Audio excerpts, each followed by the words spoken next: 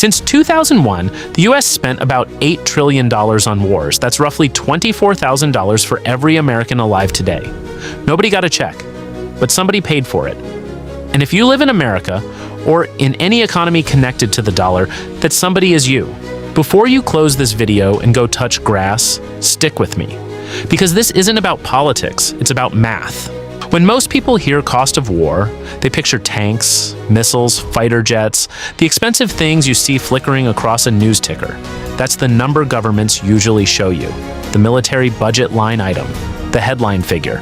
Clean, simple, easy to forget. But the real bill, it doesn't stop when the last soldier comes home. It follows you into your paycheck, into your tax return, into the public services that quietly get squeezed while nobody's looking. And there's one number in this story that almost nobody talks about. I'll get to it in a minute. But when I do, it's going to reframe everything you just heard. War doesn't just cost money, it redirects it. Every dollar spent in one place is a dollar that didn't go somewhere else. And when you look at where that money didn't go, that's where it becomes personal. Remember that $24,000 figure from the start? Here's where it actually went. Think of it like a household budget. Imagine overspending in one category every single month for 20 years. You borrow to cover it. Then you wonder why everything else feels tight. That's not a household budgeting problem. That's the federal budget of the United States right now.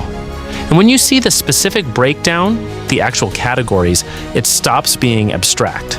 So where did the money actually go? Researchers at the Costs of War project at Brown University estimate that wars in Iraq, Afghanistan, and related operations have cost the United States around $8 trillion. That total includes military operations, homeland security expansion, and long-term care for veterans. But here's what surprises most people. A significant portion of that cost hasn't been paid yet. Studies estimate that roughly $2.2 to $2.5 trillion will go toward future medical care and disability benefits for veterans, costs that extend through 2050 and beyond.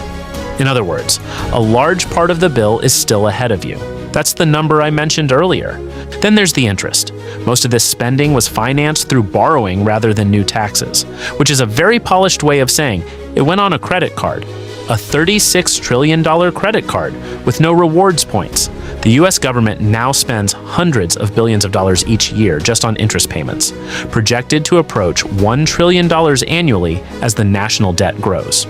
Here's a question nobody asks. If you had $8 trillion and wanted to actually grow the economy, would you have spent it the same way? Because economists ran that math.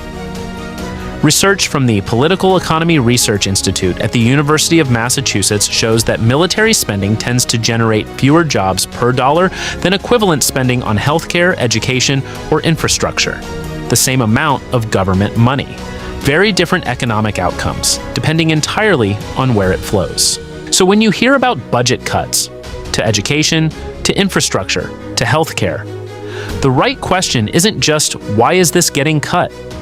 The better question is, where did the money go before it got here? The real cost of war isn't just what was spent, it's what was never built. The schools that didn't open, the roads that didn't get repaired, the research that never got funded.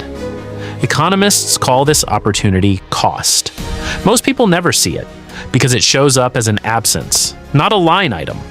But once you see it, you can't really unsee it. If you want to understand how money really moves, not how they say it moves, subscribe to Insight Lab, support this channel, and we'll see you in the next one.